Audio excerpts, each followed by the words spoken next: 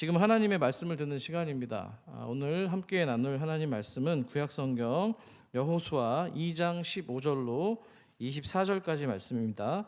여호수아 2장 15절로 24절까지 말씀.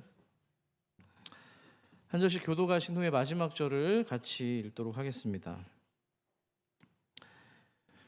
15절입니다. 라합이 그들을 창문에서 줄로 달아 내리니 그의 집이 성벽 위에 있으므로 그가 성벽 위에 거주하였음이라.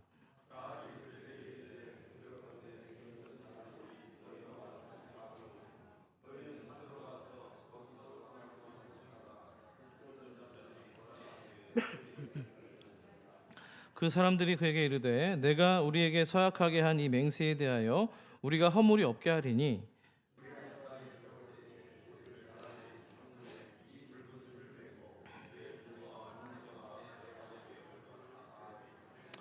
누구든지 내 집 문을 나가서 거리로 가면 그의 피가 그의 머리로 돌아갈 것이요 우리는 허물이 없으리라.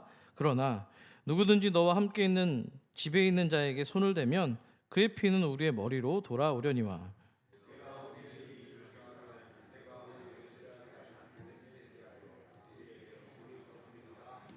라합이 이르되 너희의 말대로 할 것이라 하고 그들을 보내어 가게 하고 붉은 줄을 창문에 매니라.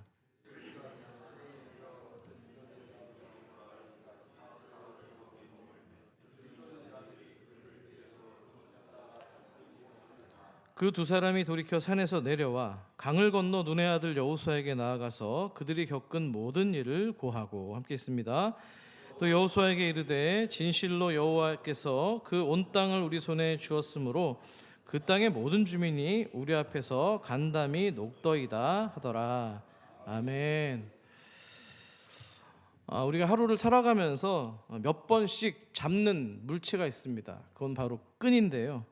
마스크 끈을 귀에 걸 때가 있고, 신발 끈을 묶을 때가 있고, 허리끈을 조일 때가 있고, 또 우리 쓰레기 봉투 끈을 또 다 돼서 이제 묶을 때가 있고요. 집에 가셔서 커튼을 내릴 때 끈을 당기기도 합니다. 그러니까 이 끈은요, 물건을 묶는 데도 사용되고, 매듭을 지을 때도 쓰고, 또 당기고 느리는 데도 사용합니다. 뭔가를 연결하는 데도 사용되죠. 끈을 또 다른 표현으로 우리 한 줄로 뭐라고 하던가요? 줄이라고도 부릅니다. 자, 그렇게 끈과 줄은 손에 쥐어지는 도구입니다. 그런데 동시에 우리 사람의 마음을 붙드는 마지막 손잡이가 되기도 합니다. 뭐가 된다고요? 손잡이가 되는 거죠. 붙들고 싶은 거예요, 뭔가를. 자, 그래서 우리가 급할 때 이런 표현을 씁니다. 아이고, 동아줄이라도 잡고 싶다, 이런 말을 합니다. 어디서 나온 말입니까? 전래동화에서 나온 말이에요. 햇님과 달님 이야기인데요. 잠깐 소개하죠. 다 아시는 내용입니다. 어느 날 이 남매를, 오누이 남매를 둔 엄마가 있었는데 이웃 마을에 품을 팔러 갔다가 떡을 좀 얻어옵니다. 또 자식들을 줄려니 얼마나 마음이 기뻤겠어요. 기쁜 마음으로 돌아오는 길에 누구를 만납니까? 그렇죠, 호랑이를 만났습니다. 호랑이가 뭐라고 하던가요? 떡 하나 주면 안 잡아먹지. 몇 번에 걸쳐서 하더니만 다 털어먹고 결국에는 이 엄마마저 잡아먹습니다. 자, 그런데 그것도 모자라서 이 호랑이가 욕심이 많았는데요. 이번에는 엄마 변장을 하고 가서 집에 있는 두 남매까지 잡아먹으려고 찾아갑니다. 결국 이러저러 해서 나무 위로 이 남매들이 도망을 쳤는데요. 그때 하늘을 향해서 동아줄을 내려달라고 기도를 합니다. 저 모습이죠. 그리고 정말 동아줄이 내려왔어요. 붙들고 올라가서 살게 되었습니다. 자, 이 모습을 본 호랑이도 줄을 내려달라고 기도를 합니다. 똑똑합니다. 줄이 내려왔습니다. 근데 무슨 줄이 내려왔어요? 썩은 동아줄이 내려온 겁니다. 결론은 어떻게 됩니까? 올라가다가 떨어져서 죽고 말았습니다. 자, 붙잡는 줄 하나가 누군가에게는 길이 되고 생명이 되었는데 또 누군가에게는 심판과 죽음이 되었다는 겁니다. 그렇습니다. 줄이라고 하는 게요, 그만큼 중의적인 두 가지 의미, 양면성을 가지고 있습니다. 한편으로는 나를 지켜주는 생명의 줄이기도 하지만 다른 한편으로는 나를 망가뜨릴 수 있는 줄이 될 수도 있다는 겁니다. 자, 어떤 줄은 나를 살립니다. 산을 등반하거나 어떤 현장, 작업 현장에서 안전줄 하나가 사람을 떨어지지 않도록 붙잡아 줍니다. 반대로 어떤 줄은 붙들어주는 줄이 아니라 오히려 나를 올가 묶어버리는 줄이 되기도 합니다. 어떤 줄들이 있을까요? 집착의 줄이 그렇습니다. 꼭 가져야만 할 것 같아서 움켜쥐고 놓지 못하는 겁니다. 또 두려움의 줄도 있습니다. 잃을까 봐, 망할까 봐 한 발도 못 되게 만드는 그런 줄이죠. 또 원망과 미움의 줄도 있습니다. 이건 제일 위험합니다.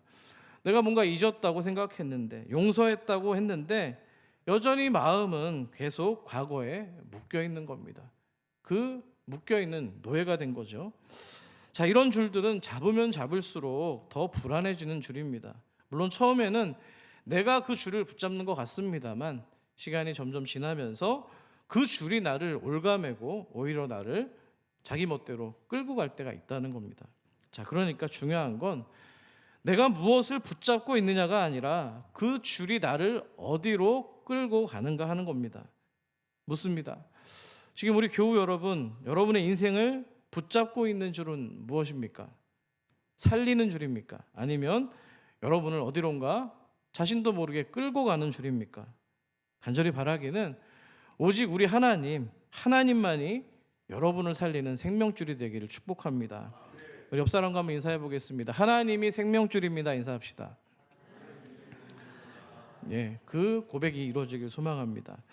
자, 오늘 본문에도요, 이 줄이 등장합니다. 하나는 정탐꾼을 창문 밖으로 내려보내는 밧줄입니다. 또 하나는 라합의 창문에 매어 있는 붉은 줄인데요. 하나는 내려가는 줄이고 다른 하나는 남아 있는 줄입니다. 자, 이 줄 이야기가 왜 나왔는지 지난 시간에 모든 분들을 위해서 잠깐 좀 복기를 해보도록 하겠습니다. 여호수아가 요단강을 건너기 전에 직접 정탐꾼 2사람을 여리고로 보냅니다. 그런데 그 정탐꾼이 들어간 집이 누구의 집이었습니까? 바로 기생 라합의 집이었습니다. 근데 라합이 생명 걸고 이 정탐꾼들을 숨겨주는 거예요. 자칫 발각되면 정탐꾼은 물론이요, 또 라합 자신도 목숨이 위태로운 상황입니다. 그럼에도 불구하고 그녀가 목숨 걸고 모험을 했던 이유는 소문을 들었기 때문입니다. 뭐라고요? 소문을 들었습니다. 어떤 소문입니까? 이스라엘 백성들이 홍해를 건너왔다는 얘기입니다. 마른 땅을 건너갔다는 얘기입니다. 또 요단 동편에서 아모리 족속이라고 하는 족속들과 싸워서 전투에서 승리했다는 이야기였습니다. 사실 여리고 사람들도 이 소문을 들었습니다. 그래서 두려움에 떨고 있었던 상황이었는데요. 중요한 건 라합이 그 소문을 어떤 정보로만 듣지 않고 복음으로 들었다는 사실입니다. 아멘이십니까? 복음으로 들은 거예요. 복음을 어떻게 듣습니까? 믿음으로 듣는 겁니다. 그래서 이런 고백을 합니다. 너희의 하나님 여호와는 위로는 하늘에서도 아래로는 땅에서도 하나님이시다. 상천 하지의 하나님이다. 아주 위대한 신앙 고백을 하게 되었는데요. 그리고 나서 라합은 정탐꾼들에게 한 가지 요청을 합니다. 뭐냐면 라합 자신과 가족을 살려달라고 하는 간청입니다.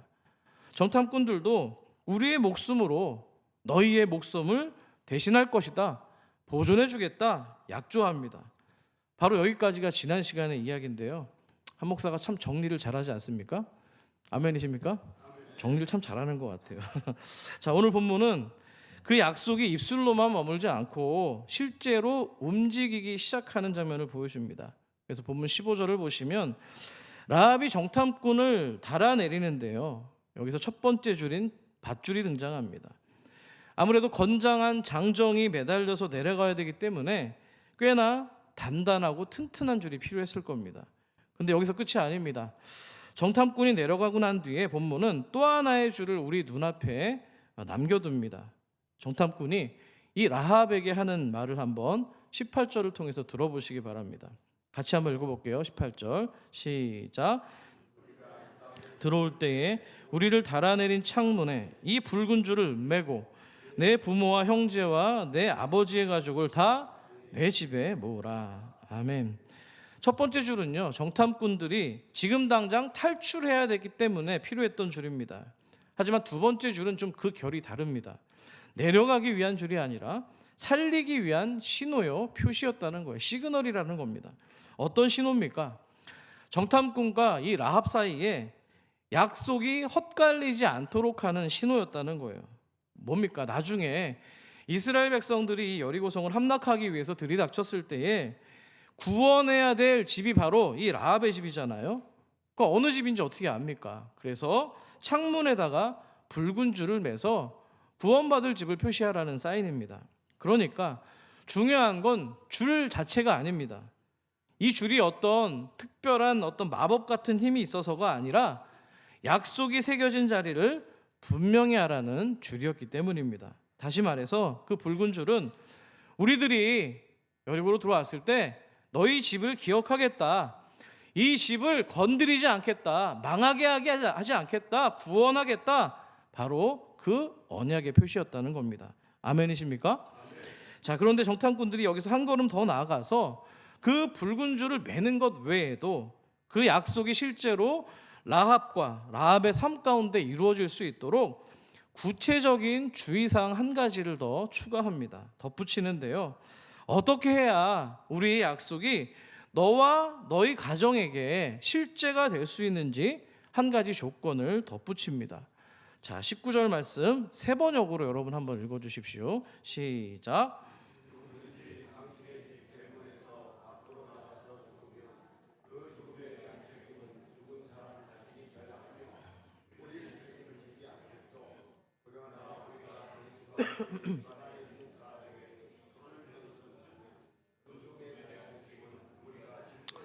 아멘. 무슨 뜻입니까? 두 가지 이유가 있습니다. 하나는 약속의 범위가 분명하다는 겁니다. 집 안에 머물면 우리가 책임을 지겠다. 그런데 너희들이 말을 안 듣고 밖으로 나가면 그래서 죽는 건 너희 책임이다. 이렇게 얘기를 하는 거예요.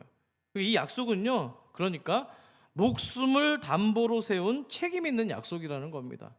이때는 급하니까, 화장실이 급하니까 빨리 가야 되니까 그냥 막 던진 약속이 아니라 생명을 담보로 책임 있는 약속을 했다는 겁니다. 두 번째는 이 구원의 약속에는 지켜야 될 방식과 따라야 되는 길이 있었다는 거예요. 집 안에 머물러라, 약속 안에 머물러라, 살 길은 밖이 아니라 약속 안에 머물러야 된다는 사실입니다. 자, 근데 여러분, 이 말이 우리들에게 낯설지 않습니다. 어디서 들어본 것 같지 않습니까?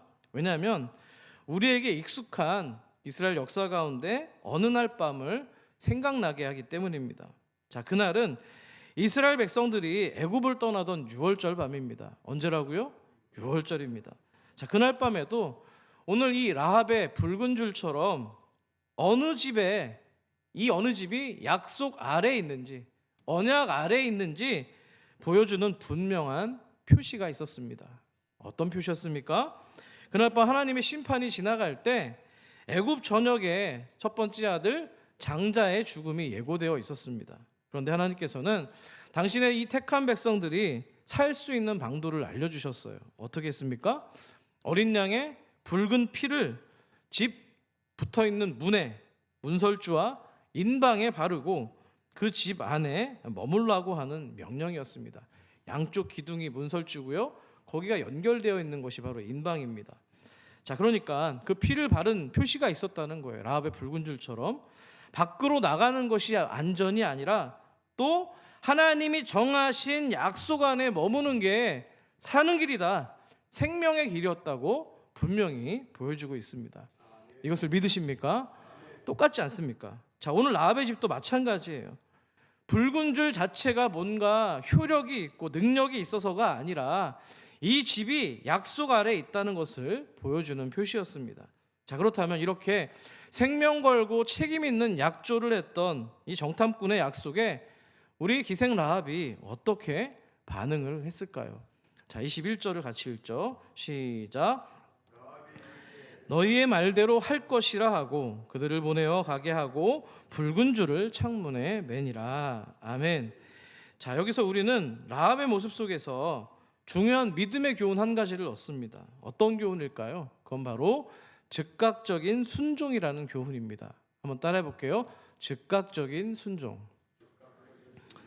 왜 그렇습니까? 라합이 정탐꾼을 보내자마자 붉은 줄을 창문에 매달았기 때문입니다. 이 번역본에는 잘 안 나와 있지만 원문을 보면은요, 이게 연속되는 동작의 형태로 문법적인 구조가 나와 있어요. 연속된 동작이었다는, 지체하지 않았다는 겁니다. 이스라엘 군대가 오려면 사실 좀 시간적인 여유가 있었습니다. 아직 여리고성이 무너지려면 며칠 남았음에도 불구하고 라합은 나중에 해야지, 내일 해야지, 이따가 해야지 미루지 않았다는 겁니다. 지금 당장 약속대로 붉은 줄을 걸어둔 겁니다. 자기 통밥대로, 자기 생각대로 붉은 줄이 아니라 비슷한 파란 줄, 뭐 자주색 줄을 건 게 아니고요, 붉은 줄을 분명히 걸어두었다고 이야기합니다. 자, 이 장면은 우리의 믿음이 어떻게 실제가 되는지를 보여주는 중요한 장면입니다. 믿음은 말을 듣는 것에서 끝나지 않습니다. 듣고 감동하는 것에서 멈추는 게 아니고요, 들은 약속을, 들은 복음을, 들은 하나님의 말씀을 오늘 저와 여러분의 삶에 걸어두는 결단인 줄 믿습니다. 아멘이십니까? 한번 따라해 볼게요. 들은 복음을 오늘 나의 삶에 걸어두는 결단입니다. 그런 결단이 모두에게 있기를 소망합니다. 자, 그리고 라합은 그 믿음을 실제로 자신의 삶에 걸어두었습니다. 말로만 믿겠다고 하지 않고요, 약속을 붉은 줄로 창문에 걸어둔 것입니다. 그러니까 오늘 본문에 등장하는 줄은 단순한 그저 그런 소품이 아닙니다. 앞서 말씀드린 것처럼 오늘 본문엔 두 가지 줄이 등장합니다. 흥미로운 점은 이 두 줄에 대한 원문의 성경 단어가 서로 다르다는 사실입니다. 이게 되게 중요한 부분인데요, 참 은혜가 많이 됐습니다. 자, 먼저 15절에 나와 있는 라합이 정탐꾼을 달아내릴 때 쓰였던 줄은 헤벨이라고 합니다. 한번 따라해 볼게요. 헤벨. 자, 이거는요, 우리가 알고 있듯이 굵고 단단한 밧줄을 의미합니다.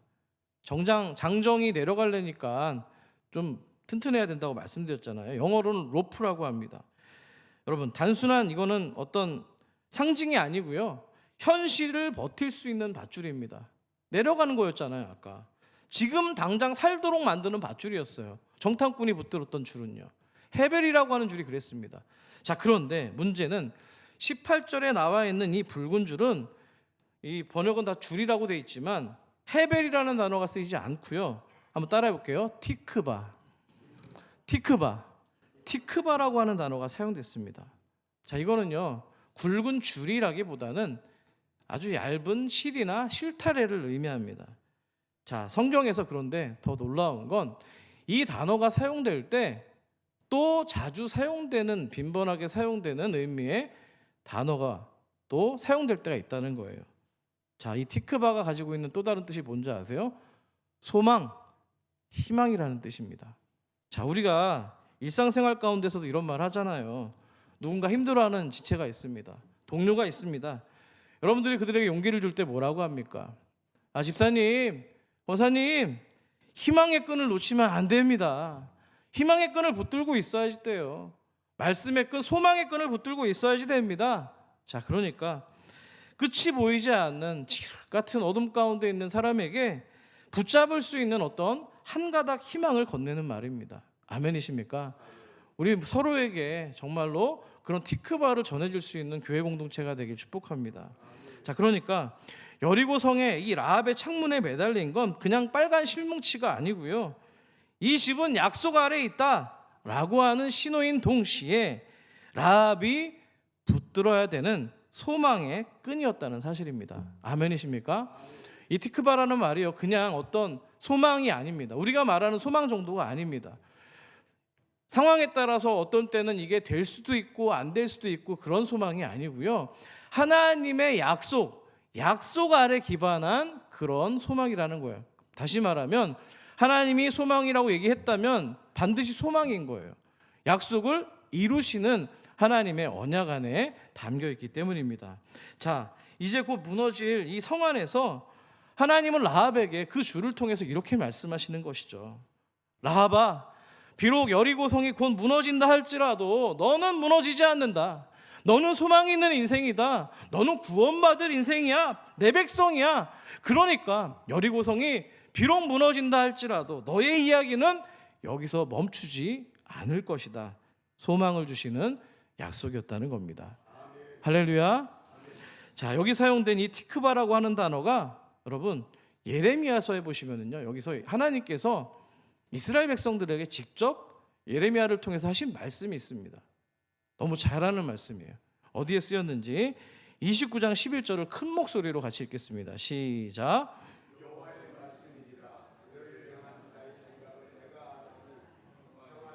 재앙이 아니니라 너희에게 미래와 뭐를 준다고요? 희망을 준다. 여기 사용된 바로 희망이라는 단어가 티크바가 쓰인 겁니다. 자, 이 말씀이 어떤 배경에서 주어진 말씀입니까? 예레미야 29장은요. 예레미야가 예루살렘에 있으면서 바벨론으로 끌려간 이 유다 포로들에게 보낸 편지입니다.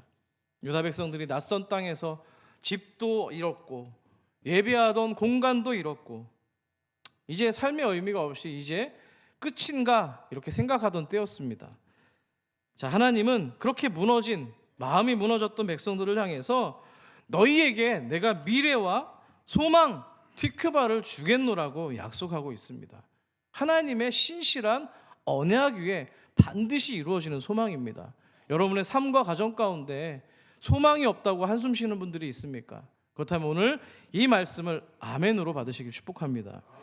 자, 그러니까 이 희망이라는 단어는요, 그냥 기분 좋을 때 던지는 말이 아닙니다. 상황이 좋아져서 나오는 말도 아닙니다. 끝장난 것 같은 그런 삶 가운데서 하나님이 먼저 우리에게 찾아오셔서 붙여주시는 언약의 단어였다는 거예요. 자, 여러분, 여호수아 2장에서 오늘 라합의 창문에 걸린 그 줄이 바로 티크바라는 겁니다. 라합도 마찬가지입니다. 지금 희망의 분위기 속에서 있지 않았습니다. 조금 있으면 함락되고 무너지게 될 여리고성입니다. 공포의 도시였다는 거예요. 들키면 지금 라합도 끝나는 인생입니다. 그런데 하나님께서는 그 소외되고 아무런 소망 없는 여인의 창문에 단순히 끈 하나, 줄 하나 걸어둔 게 아니라 소망이라고 하는 것이 실제로 눈에 보일 수 있도록 걸어두셨다는 거예요. 할렐루야. 사실 28절에는요, 이 줄을 설명할 때 그냥 붉은 줄로만 번역이 되어 있는데요, 원문을 보시면 이렇게 되어 있습니다. 붉은 실의 줄이라고 되어 있어요. 얇은 거예요. 여러분, 라합이 걸어둔 거는요, 굵은 로프가 아니라 실을 꼬아서 만든 끈이었다는 겁니다. 자, 이곳에도 중요한 어떤 신앙적인 묵상이 있지 않습니까? 사람들은요, 보통 굵은 거 좋아합니까? 얇은 거 좋아합니까? 예, 죄송합니다만 우린 똥도 니 똥 굵다 그러면서 굵은 거를 막 얘기를 하잖아요. 자, 우리 삶에 굵은 것들이 뭐가 있겠습니까? 힘과 권력, 돈과 재정, 정보와 인맥, 지위, 이런 게 바로 우리가 기대하고 있는 두꺼운 줄, 튼튼한 줄 아닙니까? 그런데 하나님께서는 라합에게 굵은 줄이 아니라 작아 보이는 이 신락 같은 줄 하나를 걸게 하신 거예요. 왜 그렇습니까? 여러분, 구원은요, 내가 가진 어떤 굵기로 되는 게 아니라 오직 하나님의 신실한 약속으로 이루어지기 때문입니다. 믿으시면 아멘 합시다. 저는 이 대목이 너무나도 복음적이라고 생각합니다. 하나님은요, 우리를 구원하실 때 우리가 보잘것 없어 보이는 그 줄 위에 하나님의 소망을 걸어 두신 겁니다. 실타래 같은 그 줄 위에 소망이라고 하는 이름을 얹어 주신 거예요. 여러분, 뭐가 생각이 나세요? 저는 라합에 걸려있는 이 붉은 줄을 생각하면서 십자가가 생각이 났습니다. 라합의 직업이 뭐라고요? 기생입니다. 창녀입니다. 소외받는 인생입니다. 홍등가 아시죠? 홍등가. 예. 그럼 율락 여성들이 일하는 그 거리를 홍등가라고 하잖아요. 유곽이라고 하잖아요. 지탄받는, 손가락질 받는 곳입니다. 아무런 소망이 없는 곳이잖아요. 자, 그런데 여러분, 고린도전서 1장이 뭐라고 말씀하는지 같이 한번 읽어볼까요? 시작. 우리는 십자가에 못 박힌 그리스도를 전하니 유대인에게는 거리끼는 것이요 이방인에게는 미련한 것이로되 유대인이나 헬라인이나 그리스도는 하나님의 능력이요 하나님의 지혜니라. 아멘이십니까? 뭘 말하고 싶은 거예요? 헬라인들이, 유대인들이 그리스도를, 십자가를 뭔가 불편한 것으로, 거리끼는 것으로, 미련한 것으로 이야기를 합니다. 라합의 인생이 그렇지 않습니까? 미련하고 손가락질 받고 거리껴지는 어떤 인생 아닙니까? 그 집에 줄을 내린 겁니다. 우리도 다 똑같은 인생인데요, 그 인생 가운데 주님께서 십자가의 줄을 내려주신 거예요. 라합의 붉은 줄이 바로 그렇다는 겁니다. 여기서 질문합니다. 왜 그렇다면 하필 붉은 실이었을까요? 성경에서 이 붉다라는 거, 붉은 실은요, 갑자기 튀어나온, 맥락 없이 튀어나온 색깔은 아닙니다. 오래전부터 성경 속에서 이미 반복해서 보여주셨던 색상이기 때문입니다. 한 세 가지만 짧게 얘기를 하면은요, 출애굽기를 보시면 하나님이 임재하시는 공간이 있습니다. 어디입니까? 성막입니다. 자, 성막에서 이 휘장과 덮개를 만들잖아요. 겉이 덮개를 만들고 안에 이제 들어가는 어떤 아주 술을 놓은 아주 아름다운 휘장을 만드는데요. 이때 홍색실이 쓰입니다. 한번 본문 출애굽기 26장을 여러분 읽어주시기 바랍니다. 30절입니다. 시작.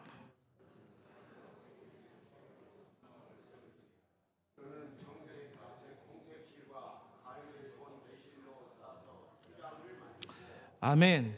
자, 이것뿐만이 아닙니다. 그 성막에서 일하고 있는 사람이 있습니다. 제사장이 있죠. 그 가운데서도 가장 거룩한 대제사장이 있습니다. 그 사람이 입는 옷이 있습니다. 에봇과 흉패가 여기 가슴에 있는데요. 이거를 만들 때도 홍색실이 들어갑니다. 출애굽기 28장 4절 5절 같이 읽죠. 시작. 그들이 지을 옷은 이러하니 곧 흉패와 에봇과 겉옷과 반포 속옷과 관과 띠라. 그들이 쓸 것은 금실과 청색, 자색, 홍색 실과 가늘게 꼰 배실이니라. 아멘. 이 실이 왜 들어갈까요? 예쁘라고요? 장식용으로요? 물론 그런 의미도 있겠습니다만 대상이 지금 성막과 제사장입니다. 하나님의 임재를 경험하는 거룩에 대한 이 키워드가 연결이 되어 있는 거예요. 그러니까 이 실은 하나님이 거룩의 길을 정하셨다는 표시입니다. 아무나 들어올 수 없고 아무나 들어갈 수 있는 길이 아니라 오직 하나님이 정하신 길, 하나님이 정하신 방법대로만 너희들이 나올 수 있다고 얘기를 하는 거예요. 붉은 줄, 여리고성에 걸렸습니다. 라합이 살 수 있는 길은 다른 줄, 파란 줄, 어떤 보라색 줄, 이 줄이 아니라 붉은 줄여야만, 이 방식여야만 살 수 있었다는 거예요. 아멘이십니까? 레위기에도 비슷한 장면이 나옵니다. 언제냐면 어떤 피부병에 걸린 나환자들이 있습니다. 나중에 회복이 될 때 의사를 찾아가는 게 아니라 제사장을 찾아와야 됐습니다. 왜냐하면 소외되었던 진 밖에 나갔다가 다시 들어올 때 확인을 받아야 되는데요.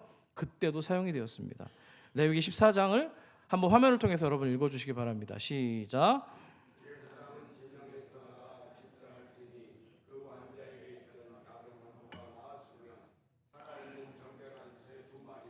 백향목과 홍색 실과 우슬초를 가져오게 하고. 아멘. 더러웠던 사람, 부정했던 사람이 공동체 안으로 다시 들어올 수 있는 길에 그 붉은 실이 필요했다는 거예요. 자, 정리하면 이런 겁니다. 성막과 제사장 옷에 사용되었던 이 붉은 실은 하나님께 나아올 수 있는 길을 의미하는 것이고요. 레위기에 사용된 이 붉은 실은 끊어졌던 삶, 공동체로부터 벗어났던 삶, 이탈되었던 삶이 다시 들어올 수 있는 회복의 길에 대한 것을 의미하고 있습니다. 그런데 오늘 그 라합의 창문에도 이 붉은 실이 걸린 겁니다. 자, 이 말은 뭡니까? 여리고성 한복판입니다. 하나님과 전혀 상관없어 보이는 그 집, 홍등가로 불리는 그 집, 사람들의 지탄을 받는 그 집이 이제 하나님의 백성이 되는 길 위에 놓이기 시작했다는 겁니다. 끊어진 인생 같은 그 라합의 삶이 하나님께로 돌아오고 회복의 길이 그 위에 이제 올라서게 되었다는 거예요. 믿으십니까? 근데 오늘 본문의 이야기는 여기서 멈추지 않습니다. 하나님이 라합에게 주신 구원은요, 라합 한 사람만 살리는 그 구원이 아니었기 때문입니다. 18절을 보니까 내 부모와 형제와 내 아버지의 가족을 다 내 집에 모으라고 이야기를 합니다. 하나님이 주신 이 소망의 줄은요, 라합 한 사람의 심장에만 걸려있는 줄이 아니고요, 그 한 가정의 심폐소생을 할 수 있는 줄이었던 겁니다. 그래서 여러분 여기서 한번 냉정하게 현실적으로 한번 생각해 보시면 좋을 것 같아요. 여러분 우리가 성경을 읽을 때 빨리빨리 막 읽어야 되니까는 막 넘어가는데 물론 그것도 필요합니다만 좀 머물러서 호흡을 줘야 되는 본문들이 있는 거예요. 뭐냐면은 라합이 이 정탐꾼의 말대로 가족들과 친척들을 자기 집으로 데려오는 일이 과연 쉬웠을까요? 냉정하게 한번 생각을 해보죠. 라합의 직업이 뭐라고요? 기생이에요. 여러분 가정에 한번 있다고 생각을 가정을 해보세요. 근데 여기저기 연락을 합니다. 우리 집에 오셔야만 살 수가 있어요. 곧 여리고성이 함락이 되는데요, 우리 집에 오셔서 밖에 나가면 안 되고요. 붉은 실이 우리 집에 걸렸기 때문에 여러분들이 우리 집에 오셔야만 삽니다. 노아의 방주도 아마 비슷하지 않았을까요? 안에만 머물러 사는 거잖아요. 조롱했을 거 아니에요. 저는 라합의 가족들도 마찬가지였을 것 같습니다. 이렇게 얘기하지 않았을까요? 그렇게 얘기했을 때 왜 우리가 너의 말을 들어야 되느냐? 너 미쳤니? 제정신이야? 야, 너는 지금 성벽 위에서 살고 있잖아. 어쩌면 저기 쳐들어오면 제일 취약한 지역인데 우리는 최소한 너보다 그 안쪽에 있는 도시에 살고 있어. 성 중심이 더 안전하지 않겠니? 그리고 말이야, 너 우리 군대를 너무 무시하는데 우리 철기 문화야. 성문이 있고 군대가 있는데 지금 무슨 소리를 하는 거냐? 그리고 더 기분 나쁜 건 왜 하필 저쪽 철순의 집이 아니라 너 기생 라합의 집이어야만 되느냐? 우리 기분 나빠. 갈 수 없어. 이러지 않았을까요? 분명히 무시하거나 핀잔을 줬을 겁니다. 라합은 자기가 살아온 이 삶 때문에 그들을 설득하기가 더 어려웠을 거예요. 근데 여러분, 우리가 복음을 믿게 되면 그 믿음은 혼자만 뜨거워지는 믿음과 감정으로 끝나지 않습니다. 결국 누군가를 살리기 위한 믿음인 거예요. 누군가를 위해서 불편해도 싫어도 내가 입을 열어야 되고 위험을 감수하고서라도 사람을 끌어들이는 그 작업을 계속 해야 된다는 겁니다. 안타깝게도 우리 교회는 참 많이 우리가 짝가정이라고 부릅니다. 혼자서 신앙생활 하시는 분들이 참 많아요. 여러분들의 십자가죠. 여러분들의 기도 제목인 거죠. 여러분이 라합인 겁니다. 아멘이십니까?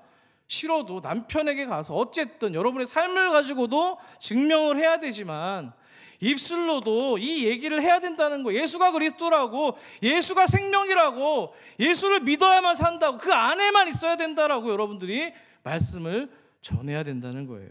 아멘이십니까? 분명히 라합은 가족을 불러 모으는 게 쉽지 않았을 거예요. 근데 여러분, 오늘 정탐꾼의 이야기는 또 한 가지 실천해야 되는 게 있었어요. 어떤 당부였습니까? 그 집 안에만 있어야 되고 나가면 안 된다는 거예요. 여러분, 이 말은요, 정탐꾼이 잔인한 말로 한 게 아닙니다. 살 길이 어디에 있는지 경계선을 분명히 그어주는 말이었던 거예요. 밖은 안전하지 않아. 약속 안에 머무는 게 생명의 삶이야. 가르쳐주고 있는 거예요. 근데 여러분, 사람 심리가 어디 그렇습니까? 밖에서 소란스러운 어떤 소리들이 들리고 비명이 들리고 고통스러운 어떤 상황들이 들려지면은 불안합니다. 창문을 열고 확인하고 싶고요. 그래서 나중에는 안에 있기보다는 뛰쳐나가서 확인해보고 싶어지는 게 우리 사람의 마음이라는 거예요. 우리 옆집에 싸움 나면은 궁금해가지고 밖에 나가서 막 이렇게 보잖아요. 똑같은 거잖아요. 자, 그러니까 이 라합의 싸움은 여리고 사람들 또 군사와의 싸움만이 아니라 밖으로 나가고 싶은 이 마음과의 싸움도 있었던 겁니다. 가족을 설득하는 것도 싸움이고, 가족이 흔들릴 때마다 안 돼, 나가면 안 돼, 여기 있어야 돼, 붙들어야 되는 것도 싸움입니다. 그것이 바로 라합의 전쟁이었을 겁니다. 사랑하는 우리 산서울 가족 여러분, 믿음은요, 그럴 때 바로 빛이 나는 겁니다. 적이 눈앞에 있을 때도 중요합니다만 두려움이 우리 안에서 먼저 솟구치기 시작할 때, 그때 약속을 붙들고 머무는 사람이 성경이 말하는 믿음의 사람인 줄 믿습니다. 그리고 하나님께서는 그 믿음을 결코 헛되게 하지 않는데요, 나중에 살펴보겠지만 여호수아 6장을 가면은 성이 무너지는 날 여호수아가 정탐꾼에게 다음과 같이 이야기를 합니다. 6장 22절 여러분 읽어주십시오. 한번으로 시작. 여호수아가 그 땅을 정탐한 두 사람에게 이르되 그 기생의 집에 들어가서 너희가 그에게 맹세한 대로 그와 그에게 속한 모든 것을 끌어내라. 아멘. 성경은 분명히 라합이 이 붉은 줄을 메었던 집이 보호받았다라고, 또 함께 있던 사람들이 살아났다라고 증언을 합니다. 6장을 나중에 더 보세요. 자, 이 라합의 소망은, 그 걸었던 붉은 줄 티크마는 결국 하나님의 구원 역사 속에서 사실이 된 것입니다. 자, 여기서 한 걸음 더 나아가면 놀라운 장면이 나옵니다. 하나님은 라합을 살려만 주신 게 아니라 정말 하나님의 구원의 역사 속에서 위대한 족적을 남긴 인물로 세워주셨기 때문입니다. 라합을 이야기하면서 이 마태복음 1장을 이야기하지 않을 수가 없습니다. 자, 1장 5절을 여러분 같이 읽겠습니다. 시작. 살몬은 라합에게서 보아스를 낳았고 보아스는 루색에서 오벳을 낳고 오벳은 이새를 낳고. 아멘. 뭐예요? 여리고 성벽에 걸려있던 한 가닥 그 붉은 소망의 줄이 이스라엘의 역사 한복판으로 훅 들어온 겁니다. 그것도 영광스러운 예수께로 가는 계보의 이름이 등재가 된 거예요. 근데 여러분, 제가 이 말씀을 읽다가 되게 은혜를 받았습니다. 최근에 우리 새벽기도 가운데 이제 사사기 끝나고 룻기 끝나고 사무엘상으로 들어갔는데요. 룻기를 얼마 전에 끝냈습니다. 자, 여러분, 5절 마태복음 1장 5절을 보니까 이 기생 라합이 누구를 낳았다고 이야기합니까? 보아스가 아들입니다. 자, 보아스가 무슨 일을 했냐면요, 이방 여인 모압 땅의 이방 여인 이 룻을 나오미의 며느리였죠, 품었습니다. 그것도 성문 앞에서 공개적인 장소에서 이 여인을 내가 책임지겠노라고, 남편이 되어주겠노라고 선포합니다. 그 장면을 보면서 제가 라합이 떠올랐습니다. 라합은요, 말하자면 비록 여리고 성 안에 살고 있었습니다만 사실 소외된 가장 여리고 성 밖에 있었던 사람입니다. 성벽에 있었다고 했잖아요. 룻도 베들레헴 안에 들어와 살고 있긴 하지만 사실 밖에 있는 사람입니다. 그런데 하나님께서는요, 그 밖에 있던 사람을 안으로 들여오시고 그 안으로 들어온 사람이 그 사람을 통해서 또다시 밖에 있는 사람을 품도록 하시는 은혜를 베풀었다는 거예요. 놀라운 게 뭐냐면요, 저는 그렇게 생각합니다. 라합이 그런 모든 어떤 지탄을 받으면서도 가족들을 품고 찔리면서도 이렇게 품으려고 했었던 그 모습이 고스란히 누구에게 신앙이 전수가 된 거예요? 보아스에게 전수가 된 거예요. 여러분, 저는요, 오늘 말씀 듣다가 그런 생각이 들었어요. 여러분이, 우리 성도님 중에 그런 분 고민하시는 분이 있더라고요. 자기 묘비에 어떻게 쓰여질지 궁금하다, 이런 얘기 하시는 분이 있으세요. 그런 생각이 들었습니다. 여러분의 묘비명이 자녀들이 삶이 말해주기를 축복합니다. 무서운 얘기죠. 무서운 얘기잖아요. 여러분, 그냥 자기가 쓰고 싶은 말, 그냥 좋은 말 이거 말고요, 정말 여러분의 자녀가 여러분의 묘비명이 되기를 소망합니다. 자녀들의 삶이 정말 이 엄마 라합의 그 믿음과 태도를 고스란히 받아낸 그런 신앙의 유산을 물려주기를 축복합니다. 자, 여러분, 마지막으로 이제 설교의 마지막 장면인데요, 정탐꾼들이 라합을 떠나서 산에 숨습니다. 그리고 여호수아에게 돌아와서 보고를 하는데요, 24절에 보니까는 결론을 이렇게 얘기하죠. 진실로 여호와께서 그 땅의 모든 사람을 우리 손에 주셨으므로 그 땅의 모든 주민이 우리 앞에서 간담이 녹더이다, 이렇게 보고를 합니다. 여러분, 흥미롭지 않습니까? 정탐의 목적이 뭡니까? 보통 더욱이 군사 어떤 정탐이라면 보통 지형을 말하고 군사들의 수를 말하고 성벽의 높이와 규모를 말하고 어디가 또 그 성 가운데서도 좀 취약점이 있는지 그런 것들을 보고합니다. 근데 뭘 보고했습니까? 이 성을 여호와께서 주셨다는 겁니다. 백성들이, 여리고 사람들이 간담이 녹았다는 겁니다. 이거를 보고한 거예요. 여러분, 정탐꾼들이 어떻게 이 보고를 할 수 있었을까요? 저는요, 라합 한 사람의 고백 때문이었다고 생각합니다. 라합이 무슨 고백을 했다고요?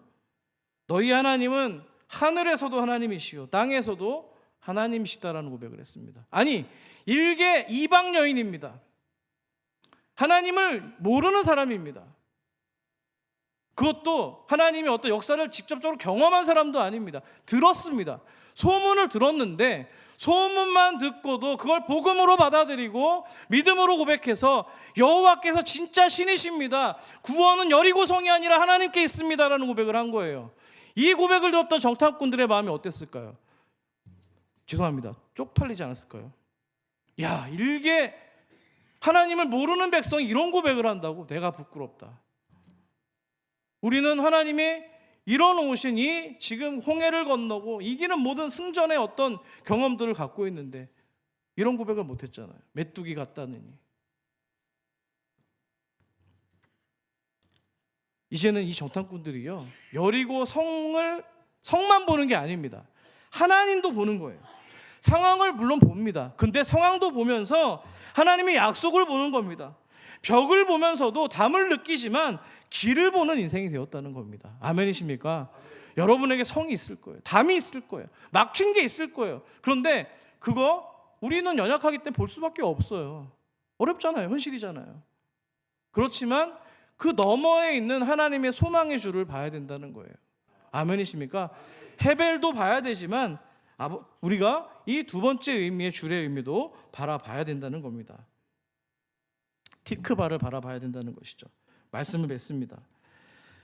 오늘 말씀은 우리에게로 한번 가져와 보도록 하겠습니다. 우리 삶에도 여러분 이 굵은 줄 헤벨이 필요할 때가 있습니다. 당장 내려가야 되니까, 당장 버텨야 되니까 필요합니다. 하루를 통과하려면 분명히 이 굵은 밧줄 같은 현실의 도구가 필요합니다. 그런데 더 중요한 건 티크바입니다. 소망의 실줄입니다.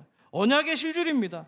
하나님의 약속과 구원이 머무는 자리, 그 자리를 표시하는 줄입니다. 사람이 살다가 무너질 때는요, 대개 힘이 없어서만이 아니라 소망의 줄을 어디다 걸어야 될지, 뭘 믿어야 될지 무너질 때 많다는 거예요. 그러니까 오늘 본문은 우리에게 이렇게 이야기하는 겁니다. 소망의 이 줄을 마음에만 품어두지 말고 너의 삶에 실질적으로 걸어둬라. 약속을 생각으로만 담아있지 말고 행동으로 걸어둬라. 두려움이 끌고 가는 대로 그냥 끌려가는 인생이 아니라 약속이 붙드는 자리 안에 머물러 있어라. 이렇게 교훈하고 있는 겁니다. 이 라합의 소망은 혼자만의 소망이 아니었습니다. 한 집안과 가정을 살리는 소망입니다. 우리가 오늘 붙드는 두 번째 줄 티크바도 마찬가지입니다. 나만 살자고 매달리는 줄이 아니라 우리 집이 살고, 우리 남편이 살고, 아내가 살고, 공동체가 살고, 누군가 다시 돌아올 수 있도록 하나님이 우리에게 맡겨주신 소망의 줄인 줄 믿습니다. 간절히 바라기는 하나님께서 우리에게 이 소망이라고 하는 티크바를 주셨던 것처럼 우리도 그 소망이라는 티크바를 여러분 옆에 있는 이웃들에게, 가족들에게 전하게 되는 복된 삶이 되시기를 주님의 이름으로 축복합니다. 아멘. 아멘이시죠? 오늘 말씀을 생각하시면서 함께 찬양했으면 좋겠는데요. 줄은요, 매는 거잖아요.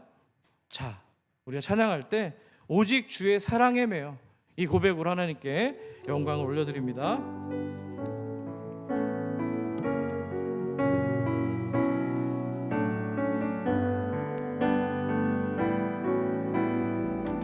오직 주의 사랑